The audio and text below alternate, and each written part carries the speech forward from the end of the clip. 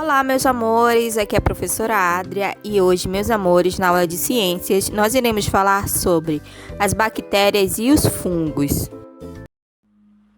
Hoje vamos aprender sobre as bactérias. O que são as bactérias? Você já viu uma? Acho que não, pois elas fazem parte dos micro-organismos e é por isso que você precisaria de um microscópio para vê-las. Você quer aprender tudo sobre as bactérias? Vamos lá! As bactérias são seres vivos, ou seja, realizam as funções vitais de nutrição, relação e reprodução. São organismos unicelulares. Isso significa que são formadas por uma única célula. São células procariontes, ou seja, não têm núcleo. As bactérias podem viver em qualquer ambiente da Terra, por mais extremo que seja, como, por exemplo, vulcões e o fundo dos oceanos. Estrutura e classificação das bactérias. As bactérias são formadas por um flagelo, uma membrana celular que a reveste, os ribossomos, o citoplasma e o nucleóide, que é o material genético composto por DNA e RNA. Existem vários tipos de bactérias e elas são classificadas em 3 grupos. Os bacilos, que têm uma forma alongada como a de um bastão. Os cocos, que têm uma forma arredondada como a de uma bola. E os espirilos, que têm uma forma de espiral, de S, como a de uma mola. Como as bactérias são transmitidas? Você sabia que existem bactérias por todo o nosso corpo, como por exemplo nos intestinos, na boca e na pele? Muitas dessas bactérias nos ajudam a ser saudáveis. No entanto, existem outras bactérias patogênicas, que causam doenças. As bactérias são transmitidas através da água, através do ar ou através de espirros e da tosse. Dessa maneira, elas podem passar de alguns seres vivos para outros. É por isso que é recomendável cobrir a boca com o antebraço quando tossimos ou espirramos. Isso também vai impedir que as bactérias fiquem nas nossas mãos. Também podem ser transmitidas pelo contato com os objetos e pelos alimentos. Por esse motivo, é muito importante manter hábitos de higiene adequados, como lavar bem as mãos e os dentes. Antibióticos. As bactérias que causam doenças são chamadas de patogênicas. O nosso corpo se defende delas graças ao nosso sistema imunológico e a outras bactérias do nosso corpo. No entanto, às vezes é necessário o uso de alguns remédios, como os antibióticos. O uso indevido desses medicamentos pode gerar bactérias resistentes contra as quais não há cura. Os antibióticos também podem matar as bactérias necessárias para o nosso corpo, como a flora intestinal. Você só deve tomar antibióticos se forem prescritos por um médico. O que as bactérias fazem? As bactérias podem ser prejudiciais, pois podem causar doenças como gastroenterite, otite, pneumonia e cáries. Como comentamos antes, também existem bactérias que nos ajudam a ser saudáveis. Um exemplo são as bactérias do intestino, que secretam nutrientes para proteger o nosso organismo.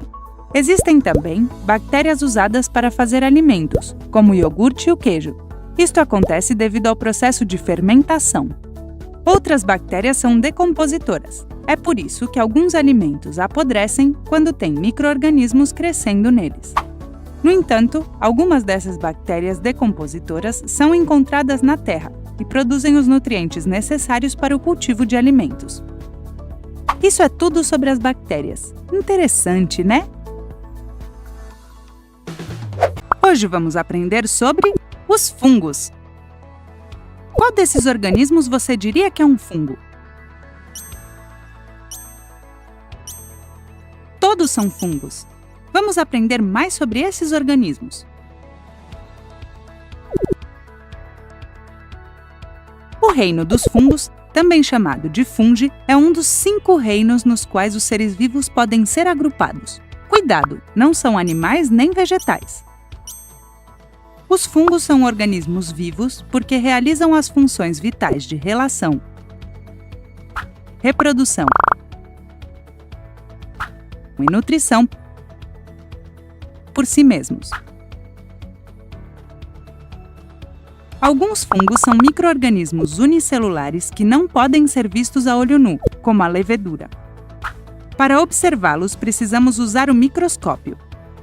Outros fungos são multicelulares. Eles são compostos de muitas células que são agrupadas formando fios longos e finos, chamados hifas. As hifas formam as estruturas reprodutivas. Os cogumelos e o mofo contêm os esporos pelos quais os fungos se reproduzem. O mais comum é encontrar fungos debaixo da terra, em pedaços de madeira ou em alimentos em descomposição. Os fungos podem ser formados por uma ou mais células eucariontes. As células eucariontes dos fungos são circundadas por uma parede celular e não possuem clorofila. Lembre-se de que eles não são nem animais nem vegetais. O agrupamento de células dos fungos não forma tecidos como acontece nos animais, mas forma hifas.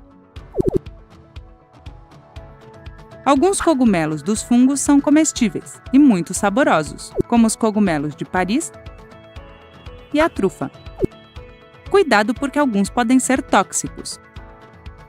Existem outros alimentos, como alguns queijos, que têm fungos, por exemplo, o queijo Roquefort. Alguns fungos são prejudiciais à saúde e podem causar doenças de pele e doenças nos pulmões. Alguns fungos produzem substâncias antibióticas que são usadas como remédio para combater infecções bacterianas. Um dos antibióticos mais conhecidos e usados é a penicilina. Este antibiótico foi descoberto por Alexander Fleming no século XX. Os fungos podem ser encontrados no ar, nas plantas e na água, e são transmitidos principalmente por contato. O contágio de fungos entre as pessoas pode ser devido à falta de higiene ou limpeza adequada. Na natureza, os cogumelos produzem esporos, que são transportados pelo ar para um local onde possam germinar.